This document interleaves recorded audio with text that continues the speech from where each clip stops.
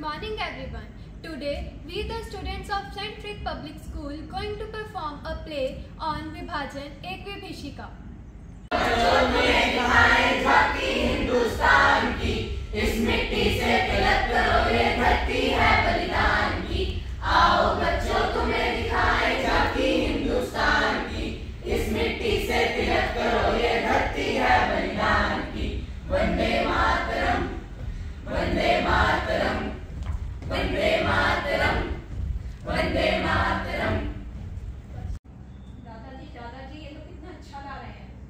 वंदे मातरम ये शब्द ही ऐसा है जिसे बार बार गाने का सुनने का मन करता है। दादाजी ये गीत क्यों गा रहे हैं? ये लोग 14 और 15 अगस्त के आयोजन के लिए तैयारी कर रहे हैं। दादाजी 15 अगस्त तो मैं जानता हूँ कि स्वतंत्रता दिवस है, पर 14 अगस्त के लिए क्यों दादाजी? 14 अगस्त को हमारा देश विभाजित हुआ था, तो इसे हम लोग विभाजन विभीषिका स्मृति दिवस के रूप में मनाते हैं। हाँ दादाजी, लेकिन ये विभाजन की विभीषिका है क्या दादाजी? विभाजन का मतलब नहीं समझे? अगर विभाजन का मतलब नहीं समझे तो विभीषिका का मतलब कैसे समझोगे? अरे बच्चों, यह देश हमारा पहले बहुत बड़ा होता था, लेकिन बाद में इसका विभाजन हो गया। मतलब बांट दिया गया? बांट दिया गया, लेकिन बांटना, हाँ, विभाजन अलग अलग होते हैं। जैसे कि मान लो तुम्हारे पास 10 टॉफी हैं, तो उसे 5-5 ही बांटोगे ना। अब मान लो तुम्हारे पास 1 टॉफी है, तो उसका क्या करोगे? मैं उसे तोड़कर 2 हिस्सों में बांट दूंगी। बच्चे, तोड़ना, उसे खंडित खंडित कर देना, यही विभाजन है। और इससे जो तकलीफ पैदा होती है, इसे विभीषिका कहते हैं। दादाजी मुझे विभाजन तो समझ में आ गया, लेकिन ये विभीषिका, विभाजन विभीषिका। चलो आओ बताता हूँ। आओ बच्चों तुम्हें दिखाएं झांकी हिंदुस्तान की, इस मिट्टी से तिलक करो, ये धरती है बलिदान की।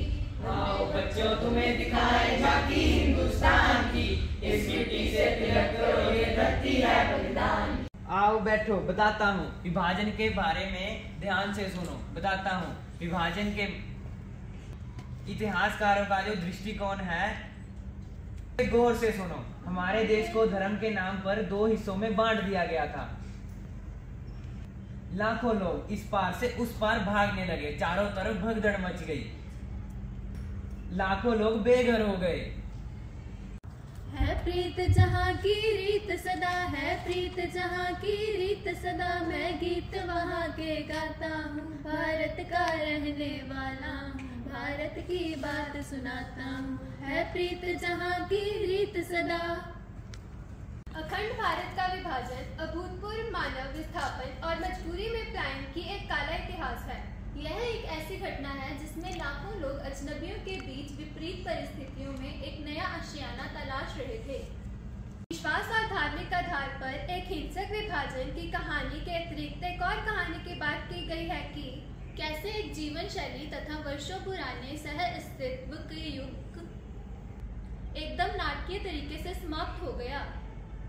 लगभग 60 लाख हिंदू, सिख और अन्य संप्रदाय के लोग जो जिन क्षेत्रों से निकल आए, वो पश्चिमी पाकिस्तान बन गया।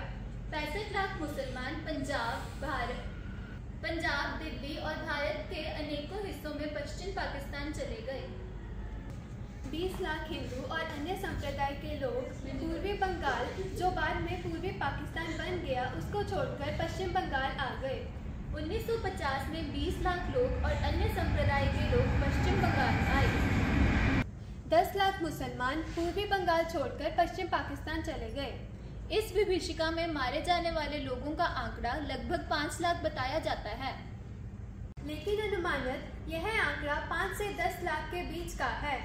कहा जाता है कि दूसरे विश्व युद्ध के बाद सबसे बड़े पैमाने पर इस विभाजन के फलस्वरूप धर्म के नाम पर हत्या हुई। सदियों पुराने सामाजिक ताने बाने और विश्वास का संबंध टूटा।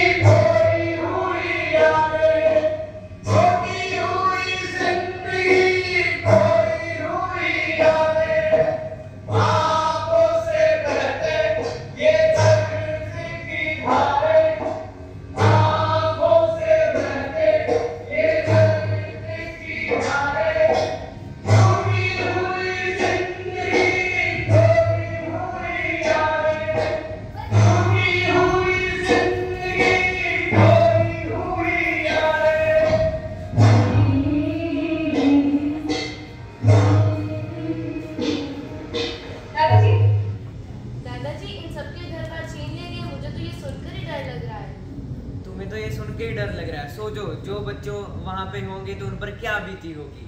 दादाजी, वहाँ तो हमारे जैसे भी बच्चे रहे होंगे, उनका क्या हाल हुआ होगा?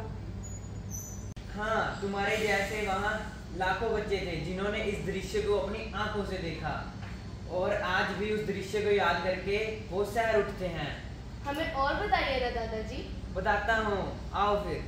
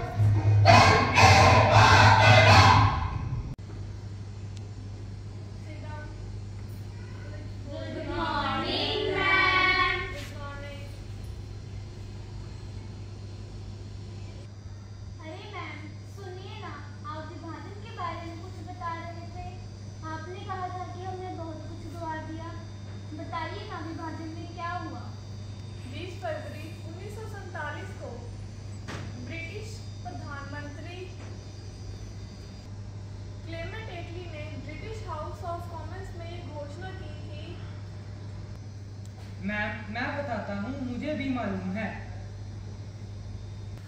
हाँ बताओ। मैम, सरकार ने 30 जून 1948 से पहले। हाँ बताओ। मैम, सरकार ने 30 जून 1948 से पहले। अरे वहाँ यहाँ आकर बताओ सबको। मैं बताती हूँ। आओ यहाँ पर बताओ। जी मैम, हाँ तो दोस्तों, सरकार ने 30 जून 1948 से पहले सत्ता का हस्तांतरण कर भारत को छोड़ने का फैसला किया था। मैम हाँ बताओ। हालांकि इस पूरी प्रक्रिया को लॉर्ड माउंटबेटन की वजह से 1 साल पहले ही पूरा कर लिया गया। हाँ मैम। जी मैम, लॉर्ड माउंटबेटन 31 मई 1947 को लंदन से सत्ता के हस्तांतरण की मंजूरी लेकर पहुंचे थे नई दिल्ली। मुझे भी याद आया 2 जून 1947 की ऐतिहासिक बैठक में विभाजन की योजना के बारे में मोटे तौर पर जानकारी हुई थी। जी मैम, भारत के विभाजन का निर्णय एक पूर्व शर्त की तरह था। भारत जैसे देश के विभाजन धार्मिक आधार पर हो, इस योजना का व्यापक विरोध हुआ। ऐसा माना जाता है कि इस विभाजन के लिए वही नेता तैयार थे जिनको इस विभाजन में अपना हित और उज्जवल भविष्य दिख रहा था। अरे वाह बच्चों, आपको तो बहुत सारी जानकारियाँ हैं।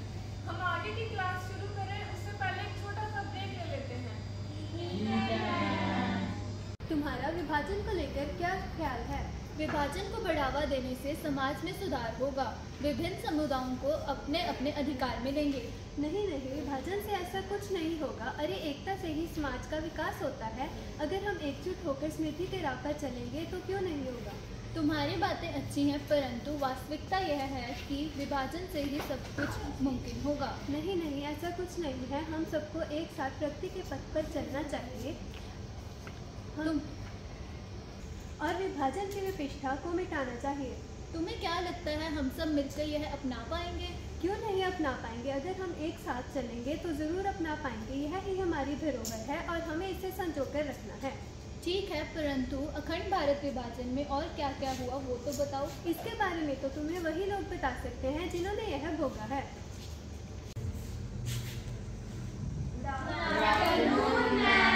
Good afternoon, sit down. Thank you ma'am. तो आगे शुरू करते हैं। तो आगे सुनो। अखिल भारतीय मुस्लिम लीग की बैठक 9 जून 1947 को दिल्ली के इंपीरियल होटल में हुई थी। भारतीय मुस्लिम लीग के साथ साथ कांग्रेस और अनेक नेताओं की अक्षमता और अनुचित महत्वाकांक्षाओं के कारण इस विभाजन का पुरजोर विरोध न हो सका।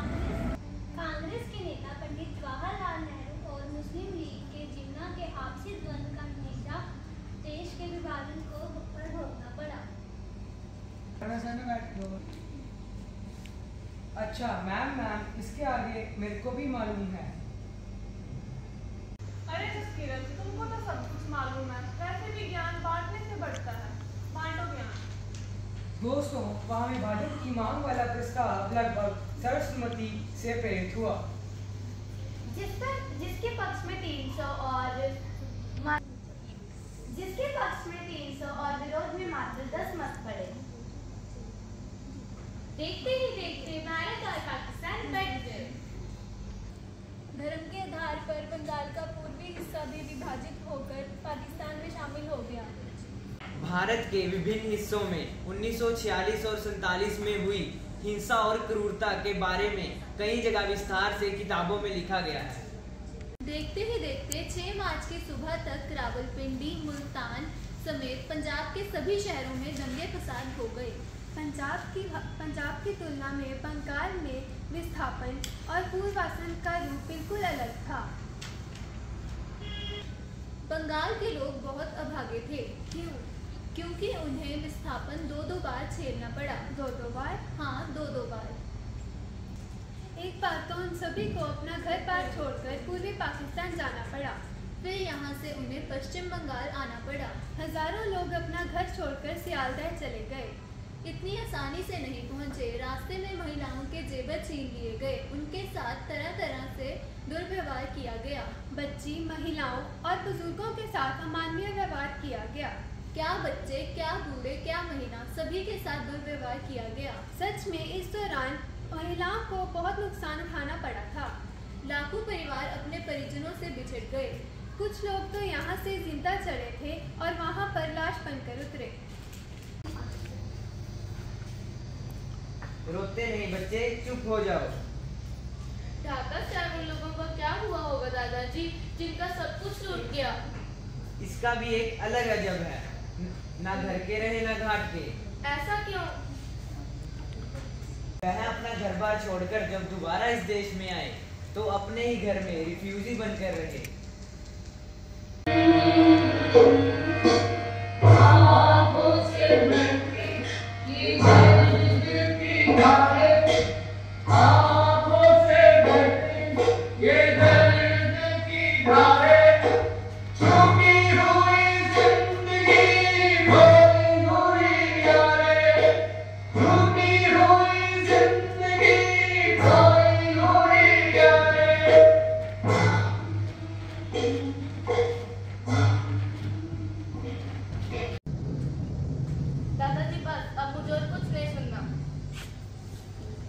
यह हमारे देश का काला अध्याय है ही ऐसा, जिसे कोई भी सुन नहीं पाता। इसे सुनकर तो पत्थर दिल इंसान भी पिघल जाता है। तुम तो फिर भी बच्चे हो। आओ तुम्हें बताता हूँ अब हमें क्या करना चाहिए।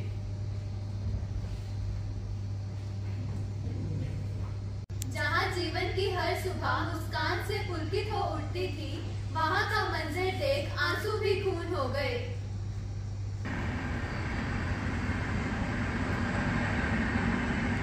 ना है ज्यादा दर्द तेरे भार के कंधे पर, जब तोड़ता है उसे दहशत जब दौर और क्रूरता से। विभाजन की विभीषिका में अपने प्राण गंवाने वाले तथा विस्थापन का दर्द झेलने वाले लाखों भारतवासियों को मेरा शत शत नमन। भारत की एकता और अखंडता को सुरक्षित रखने के लिए हम सबको मिलकर प्रयास करना होगा। विभाजन के साथी में एक भाई के खिलाफ दूसरे भाई के लंबे शहर इस शहर से तो इंसान ने ही इंसान को काटा, इंसान ने ही इंसान को बांटा, इंसान ने ही इंसान को खोया और हमारा अखंडित भारत खंडित हो गया। जो हुआ सो हुआ। सुनो हमारे प्रधानमंत्री जी ने क्या कहा। प्रधानमंत्री जी ने कहा है, देश के बंटवारे के दर्द को भुलाया नहीं जा सकता। नफरत और हिंसा की वजह से हमारे देश के लाखों बहनों भाइयों को स्थापित होना पड़ा, अपनी जान तक गंवानी पड़ी। उनके संघर्ष और बलिदान की याद में 14 अगस्त को विभाजन विभीषिका स्मृति दिवस के तौर पर मनाने का हमने निर्णय लिया। हमारे बीच यदि कोई धर्म और जात को लेकर प्रपंच करे या छल करे तो हमें बहकावे में नहीं आना है। नहीं आना है, नहीं आना है। भारत देश को अखंड रखना है, अखंड रखना है, अखंड रखना है। अब हमें किसी सियासी झांसी में नहीं आना है, नहीं आना है, नहीं आना है। अखंडता और एकाग्रता के साथ, सुख शांति के साथ अपनी भारत माता को विकसित बनाएंगे, अपनी भारत माता को विकसित बनाएंगे। हाँ, आओ हम सब प्रण करें, भारत माता की जय, भारत माता की जय। वंदे मातरम, वंदे मातरम, वंदे मातरम, वंदे मातरम, वंदे मातरम। अखंडता का प्रण हम सभी को करना है, अखंडता का प्रण हम सभी को करना है।